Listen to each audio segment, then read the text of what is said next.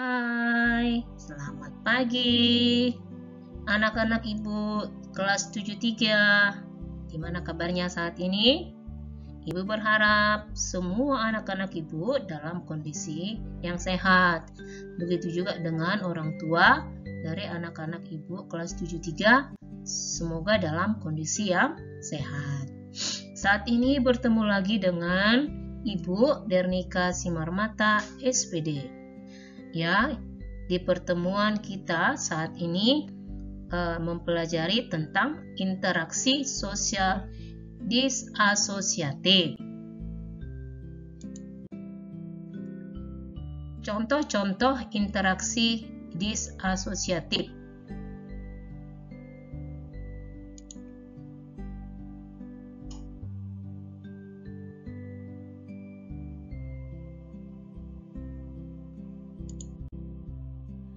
Apakah yang dimaksud dengan interaksi sosial bentuk disasosiatif?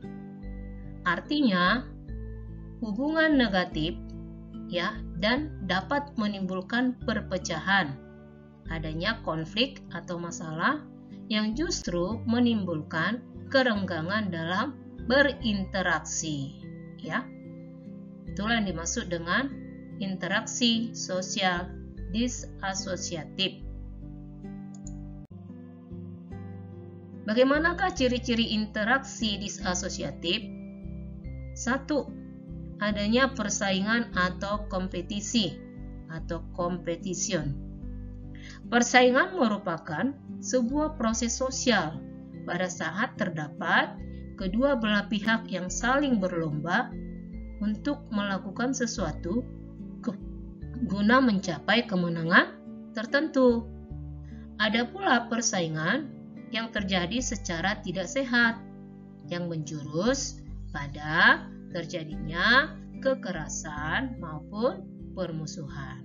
Ya, ciri-ciri yang pertama adanya persaingan atau kompetisi. Yang kedua, ciri-ciri kedua adanya kontroversi. Kontroversi ini merupakan sikap menantang dengan tersembunyi agar tidak terjadi perselisihan atau konflik secara terbuka. Kontroversi juga merupakan proses sosial dengan adanya keraguan, ketidakpastian, penolakan, maupun penyangkalan dengan tidak mengungkapkannya secara langsung atau bersikap tidak terbuka. Ciri yang ketiga, adanya pertikaian. Pertikaian merupakan suatu proses sosial dan kelanjutan dari kontroversi. Di dalam pertikaian ini, perselisihan yang ada bersifat terbuka. Pertikaian juga dapat terjadi dengan adanya perbedaan yang semakin tajam antara kalangan tertentu dalam masyarakat. Pada kondisi perbedaan yang semakin jauh ini menyebabkan adanya rasa amarah dan benci, sehingga timbul dorongan untuk saling melukai atau menyerang. Contoh, pertikaian antar anak sekolah yang berbeda karena masalah sepele yang akhirnya membesar dan menyulut pertikaian. Yang keempat, ciri-ciri yang keempat, adanya pertentangan atau konflik. Pertentangan atau konflik merupakan suatu perjuangan individu maupun kelompok sosial guna memenuhi tujuannya dengan cara menentang pihak lain. Konflik ini biasanya terjadi dengan adanya ancaman atau kekerasan. Konflik juga dapat terjadi karena adanya perbedaan pendapat, perasaan individu, kebudayaan, kepentingan, baik itu individu maupun kelompok. Contoh, pertentangan antar partai politik menjelang pelaksanaan pemilihan umum. Nah, contoh interaksi sosial disasosiatif, menghasut, Menghasut ini merupakan tindakan memprovokasi orang lain supaya mempercayai perkataannya untuk menjelekkan nama baik seseorang, ya, itu namanya menghasut. Nah, kemudian contoh interaksi disasosiatif yang lain, ya, menipu orang lain. Ya, yang ketiga, melakukan pembunuhan. Ya, yang keempat, perlawanan rakyat terhadap penjajah, ya. Nah, itu contoh-contoh interaksi disasosiatif.